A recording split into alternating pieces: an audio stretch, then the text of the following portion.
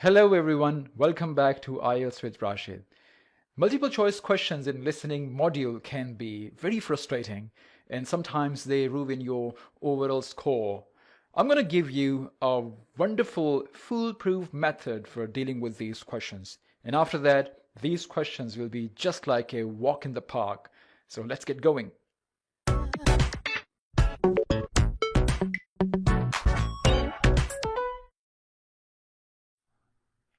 In this video, we'll see why these questions are so difficult, some essential information about them, what are incorrect options, what are distractors, and some examples, and one very special tip.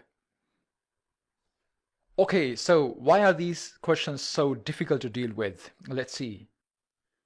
For you, these or one of these could be the reason. All options seem correct. Yeah, that's frustrating. You don't just get the correct options being stated in the audio, but the wrong ones too. Secondly, to make matters worse, both the question and option statements are sometimes too long and you don't get enough time to read them all before or during the audio. Lastly, the questions and options are paraphrased, which means the words you hear in the audio would be quite different from what you read in the question statements. Let's first check out some essential information about these questions. So here is the essential information about these MCQ questions. There are different types of MCQ questions. First type is when you get separate questions. There will be one question statement with 3 or 4 options. You answer one question and you move to the next one. Other one is a list of statements. You might be asked to choose 2 or maybe 3, and then you have a long list of something like 5 options to choose from. These questions can appear in any section. In section 1 and 2, they are shorter and simpler. In section 3, you'll see that they are a bit longer and trickier to handle. You have to write label like A, B, C as answers. Tip number 1 is getting to know what exactly are distractors and how they make your options incorrect. So what options are incorrect and how they are incorrect. So what are the incorrect options? This is the most important one. Think about this. Only one option is correct or 2 are correct. If there are other options in the questions, it is obvious that they must be incorrect. One possibility is that the wrong option may not be mentioned at all, but that's very rare in IELTS. All the options are generally mentioned in the audio, and the wrong ones have distractors in them. The speakers use distracting words to throw you off. So the next tip is about distractors. You might want to bear in mind that there are a lot of distractors in the conversation to lead you to the wrong options. Distractors are very normal in IELTS. Let's look what types of distractors are there. One type is the one where an option is given and then taken away. Like, look at this question. It is related to recent development. Which are the development which are new and modern?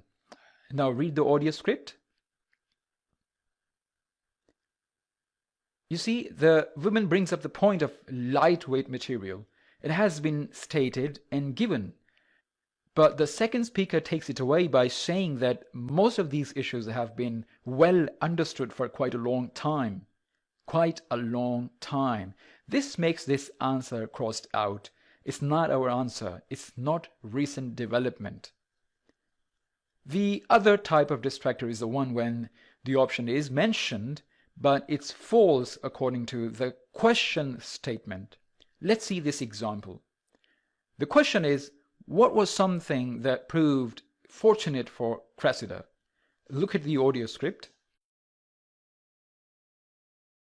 Cressida, the speaker says that she went with her senior who was going to have interview of a junior minister. The senior had the interview, not Cressida.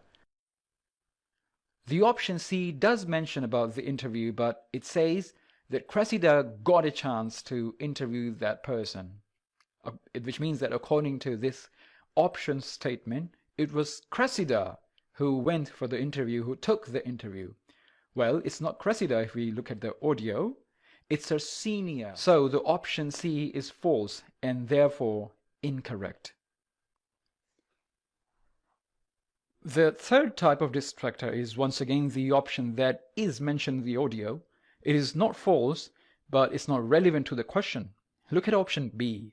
The girl in the audio says that she did spend a lot of time in the editing suite. The same thing has been mentioned in option B. No change. It's absolutely the same thing what the speaker says. But look at the question statement. Our key word is fortunate. Why was she lucky? During the conversation, she says that she unfortunately was stuck in the editing suite for 3 days. Now, this makes the option relevant to the question. It is mentioned in the audio, but that's not what our question is asking. It's totally the opposite. So this option gets crossed out. This is not our answer. Okay, so keep this information in your mind and follow these steps to answer these questions. Step number 1, understand what the question is about. You need to pay close attention to the question statement because its words will guide you to pick and identify the right information from the audio that you need to choose the right option. Look at the first question. It clearly says, choose 2 answers. In the second one, you have to pick one option. Step number 2, look for the key words. Alright, so let's move to the second step. Underline the key words to remind you what the question is about so that you don't get confused. This keyword will also help you understand the trap and the distractor and will keep you on the track to understand and pick the relevant information. And in this first question, our keyword is recent development. And in the second one, fortunate. Why was Cressida fortunate? So we need to understand from the audio what made her lucky. Step number 3, cross out the wrong, irrelevant, or taken away options and choose the right options. Alright, so keep spotting the incorrect options, keep crossing them out, and you will see that you will get closer to your answer. That's useful in another way, and that's our final tip. Even if you don't understand the correct option, crossing out the wrong option will increase your chances of making a correct guess. Let's suppose you clearly understand that option C is definitely not the answer, and you cross it out. Now you have only option A and option B to choose from, which means 50% chance of getting a correct one simply because there are fewer options left. And if you get it that B is also not the correct option, cross it out too. Now you have got only one left. You get it or not, it still will be your correct option. Okay, so now you have got all the tips that you need to answer these questions. Don't forget to do practice. Without practice, there is no way you're going to improve. Theoretically, you understand everything, but unless you put that into practice and get these tips on your fingertips, you won't be able to improve.